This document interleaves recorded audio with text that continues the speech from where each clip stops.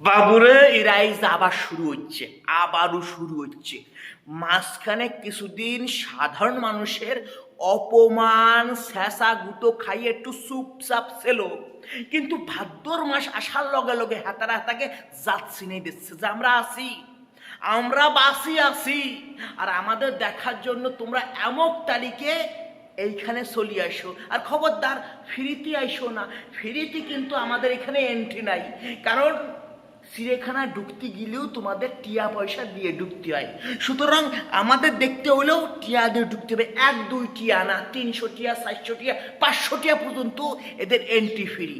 বলি বাবা তোদের লজ্জা নাই রে? তোদের লজ্জা নাই?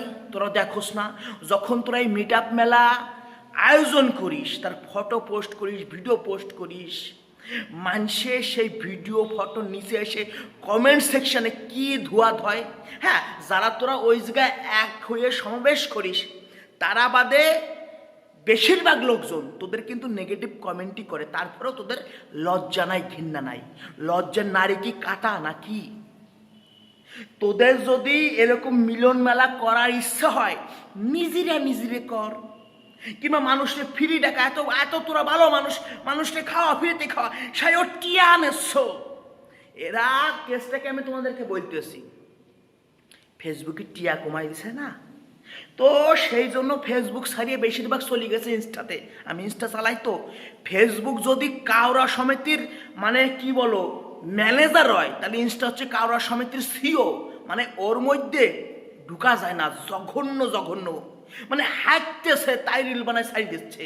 কিন্তু এরা জানে না ফেসবুক, ইনস্টা এবং হচ্ছে তোমার হোয়াটসঅ্যাপ, এটা হচ্ছে মেটা, এর সব জায়গায় ইনকাম পুরো ডাউন করে দিচ্ছে। তো ওই জায়গায় যাইও কাজ হচ্ছে না, ওরা আবার ফিরে চলে যাচ্ছে এই ফেসবুকের মধ্যে। এবং ফেসবুকে ইনকাম নাই, খাবে কি বাল খোঁজে। এরা যা সৎভাবে ইনকাম করে তাতে এদের সেটা ভরে না, এদের এক্সট্রা ইনকাম দরকার। তখন এরা এই মিট আপ মেলা, এই মিলন মেলা, এই বালের মেলা তৈরি করে বেড়ায়, ঠিক আছে, টিয়ার বিনিময়ে। আমার তো মাঝে মাঝে টেনশন হয়, এরা মিলেমিশে কুম্ভ মেলা না তৈরি করে ফেলায়।